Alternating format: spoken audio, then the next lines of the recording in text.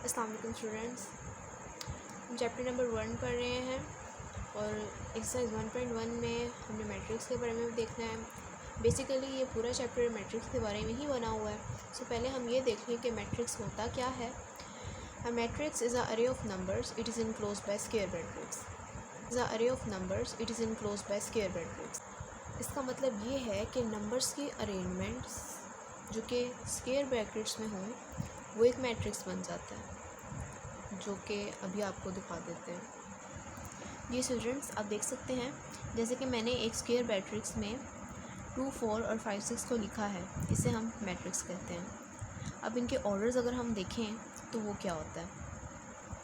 9.1 में हमारा first question इससे ही रिलेटेड है कि हमने मैट्रिक्स की रो और कॉलम्स को देखना है। तो अगर हम देखें कि रो किसे कहते हैं, कोई भी हॉरिजॉन्टल।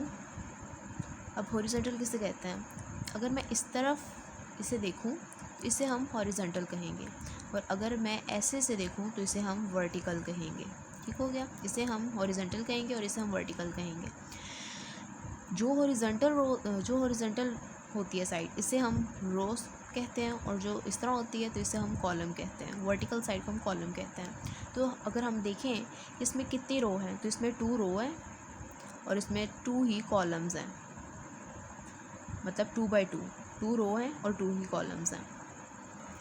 अभी मैं बाकी क्वेश्चंस करती हूँ ताकि आपको कंफर्म हो जाए कि किस तरह लिखना है। हमने पहले रोज़ को लिखना है और फिर हमने कॉलम्स को लिखना है। इसकी रोज़ हमारे पास 2 हैं और कॉलम हमारे पास 2/2। अभी बाकी करती हूँ ताकि आपको मज़ीद आइडिया हो जाए। जी स्टूडेंट्स, ये आपकी एक्सरसाइज से क्वेश्चन लिया है। जो मैट्रिक्स हमारे पास ए मैट्रिक्स, उसे नाम दिया हुआ है और क्वेश्चन है 2, 3, -5 और 6। तो अगर हम इसकी रोज़ देखें तो मैंने आपको बताया था कि इस साइड से अगर हम इसे देखें तो इसकी 2 रोज़ हैं, तो हम पहले लिख देंगे 2। और अगर हम इसे वर्टिकल साइड से देखें तो इसे हम कॉलम्स कहेंगे, तो इसका मतलब इसकी कॉलम्स भी 2 हैं, तो हम इसे लिख देंगे ऑर्डर ऑफ मैट्रिक्स 2/2। और अगर हम बी पार्ट की तरफ देखें तो बी पार्ट में भी यही है। अगर इसकी रोज़ देखें तो इसकी रोज़ भी 2 हैं, और अगर इसे हम कॉलम वाइज देखें तो इसकी कॉलम्स भी 2 हैं, तो हम लिख देंगे ऑर्डर ऑफ मैट्रिक्स 2/2। और अगर हम सी पार्ट देखें तो आप देख सकते हैं कि इसकी जो रो है वो हमारे पास 1 है, लेकिन इसके जो कॉलम्स हैं वो हमारे पास 2 हैं, तो हम लिख देंगे 1/2, order of matrix 1/2। Part D हमारे पास है 406।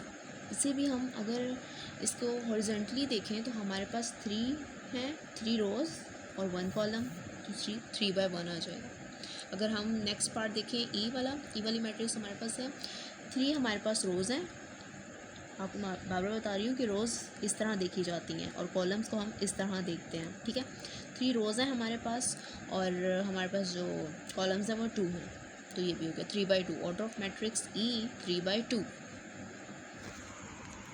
एफ़ की तरफ देख लें तो एफ़ का हमारे पास 1 ही कॉलम है और 1 ही रो है, लेकिन पहले हमने रो को लिखना है, पहले हमने रो लिखनी है और फिर हमने कॉलम लिखना है। ठीक है, सेम जी भी इस तरह ही होगा। हमारे पास 3 रोज़ हैं और 3 ही हमारे पास कॉलम है। हमारे पास एज 2 रोज़ हैं और हमारे पास 3 कॉलम्स हैं। होप्स हो कि आपको रोज़ और कॉलम के दरमियान जो डिफरेंस है वो पता लग जाएगा। सॉरी, यहाँ 3 आएगा, 3 रोज़ हैं और 3 कॉलम हैं। जी स्टूडेंट्स, तो क्वेश्चन नंबर 2 की जानिब हम जाते हैं। हमसे पूछा गया है कि which of the following matrices are equal, तो हमने बता देना है कि कौन से मैट्रिसेस के ऑर्डर इक्वल है हमारे पास।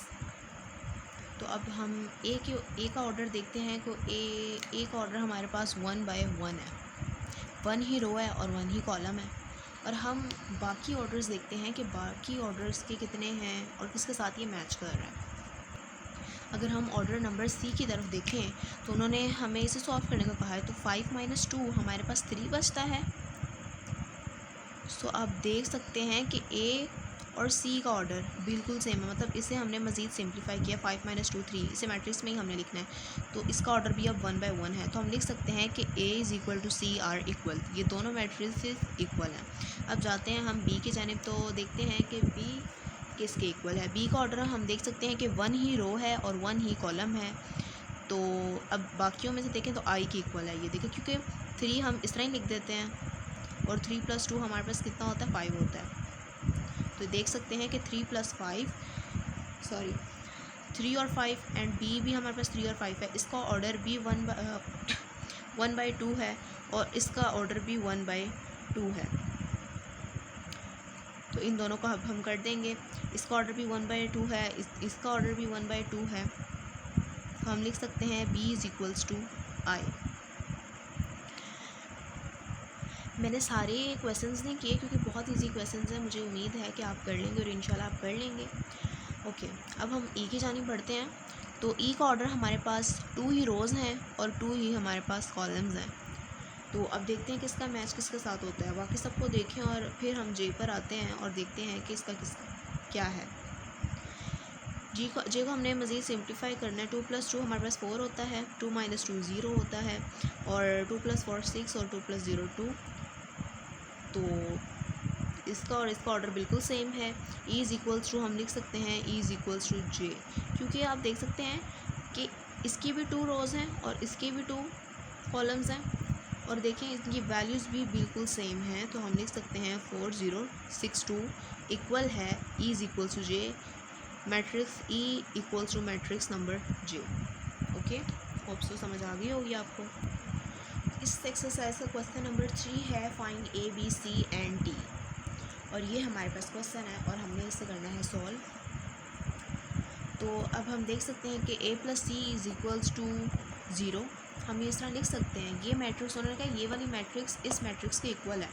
तो अब हम a + c is equal to 0 लिख सकते हैं और a + 2b is equal to -7 लिख सकते हैं। c - 1 इज़ इक्वल टू 3 और 4d - 6 is equal to 2d। अब इसे जी मैंने इसे रिटर्न फॉर्म में लिख लिया है। तो अब इसे सॉल्व करते हैं। अब आप देख सकते हैं कि a + इज़ इक्वल टू 0 है, a + 2b is equal to -7 है, c - 1 इज़ इक्वल टू 3 है और 4d - 6 is equal to 2d है। अब a + c is equal to 0 है। अब ना हमारे पास a की वैल्यू है ना c की वैल्यू है, तो हम इसे यहाँ ही छोड़ देते हैं। फिर हम दूसरी जानिब जाते हैं। a + 2b is equal to -7 है, इसमें भी हमारे पास a की वैल्यू नहीं है, तो वहाँ जाकर a - a ही होगा। अगर देखें c - 1, तो अगर -1 को 3 वाली साइड पर लेकर जाएं तो 3 + 1 हो जाएगा और हमारे पास c की वैल्यू 4 निकल आएगी। तो करते हैं हम। अब आप देख सकते हैं कि c इज़ इक्वल टू 3 + 1 और c की वैल्यू 4 आ गई। अब इसे हम इसमें पुट करते हैं।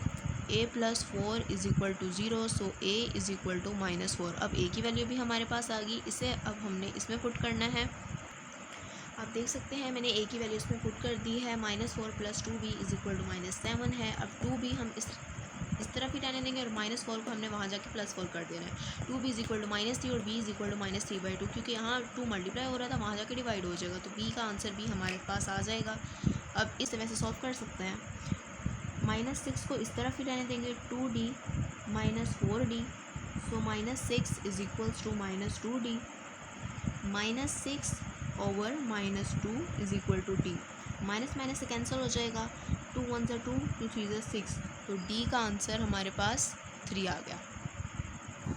जी ये बिल्कुल छोटी सी एक्सरसाइज, तो होप सो कि आपको समझ आई होगी।